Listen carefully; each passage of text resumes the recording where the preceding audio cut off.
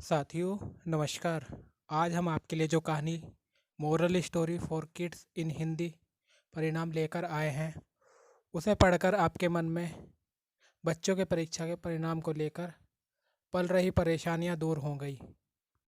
साथ ही आप यह भी जान पाएंगे कि इस वक्त बच्चों के मन में किस तरह की परेशानियां चलती रहती हैं। इस कहानी को पढ़कर आप बच्चों से यही व्यवहार भी करेंगे और उन्हें समय समय पर मार्गदर्शित भी करेंगे। कंप्यूटर की लैब में पहली बार यूट्यूब को मिनिमाइज कर माध्यमिक शिक्षा मंडल की साइट को बार बार रिफ्रेश करता देख मैंने टोका, लगता है आज जोधा अकबर बंद है। कितनी बार कहा है सर पर मत मारा कर, उसने झुंझुलाते हुए कहा। मैं हमेशा उससे इसी तरह से पेश आता था। वो मेरी बेस्ट फ्रेंड थी, लेकिन इस तरह से उसे परेशान पहले मैंने कभी नहीं देखा था। क्या कर रही है? मैंने कहा। रिजल्ट देख रही हूँ यार, 4 बजे मेरी बहन का 10th का रिजल्ट आने वाला है, उसने कंप्यूटर की तरफ देखते हुए कहा। मैंने घड़ी देखी, 4 बजने में अभी 5 मिनट बाकी थे और कॉलेज बस भी 4 बजे तक ही रुकती थी। मैं बस रुकवाने जा रहा हूँ, आ जाना, मैंने कहा। कॉलेज बस 4 बजे ही आती थी, लेकिन इन 4 सालों में इतनी पहचान तो हो ही गई थी कि थोड़ी देर बस रुकवा सकूं। ठीक 4:10 पर वो बाहर आई। मैंने काका को बस चलाने को कहा।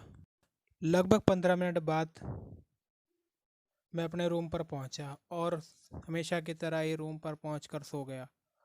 लगभग 2 घंटे बाद मेरे मोबाइल की घंटी बजी। इससे बात कर यार, ये रो रही है, सामने से आवाज़ आई। कौन रो रही है? मैंने कहा। मेरी बहन। और उसने मोबाइल उसकी बहन को दे दिया। मैं पहली बार किसी ऐसी लड़की से बात कर रहा था जो रो रही थी।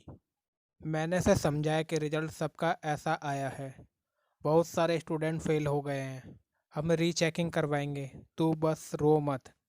हाँ भैया, उसने रोते हुए कहा। मोबाइल वापस मेरी फ्रेंड ने लिया। कितने सब्जेक्ट में फ़ेल हुई? मैंने पूछा। फेल नहीं हुई यार, परसेंटेज कम बने हैं, इसलिए रो रही है। उसकी आवाज़ में एक अलग ही गहराई थी। क्या रहा रिजल्ट? मैंने पूछा। 65% फर्स्ट डिवीजन से पास तो हो गई, पर पर क्या? मैंने पूछा। पापा को बहुत उम्मीद थी यार छोटी से, वो तो 85% की ही बोल रहे थे और इसने मेहनत भी की इतनी, पर पता नहीं क्यों रिजल्ट ऐसा आया। अब जब शाम को पापा आएंगे तो पता नहीं क्या होगा। उसने एक सांस में ही सब बोल दिया। कुछ नहीं होगा, आगे इसको क्या करना है ये सोचो, मैंने कहा। ठीक है, मैं समझाती हूँ इसको। इस उसने इतना कहा और फ़ोन काट दिया।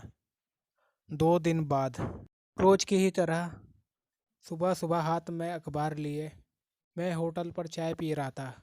अनायास ही मेरी नज़र एक फ़ोटो पर पड़ी।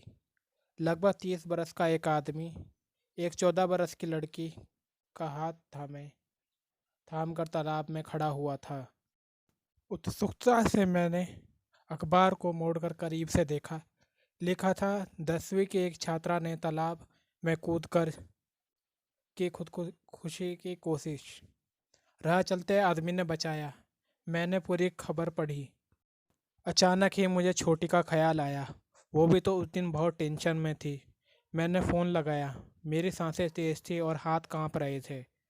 छोटी से बात करवा। फ़ोन रिसीव करते ही मैंने कहा। वो तो अपने मामा के यहाँ है, उसने कहा। नंबर सेंड कर मुझे उसके, मैंने कहा।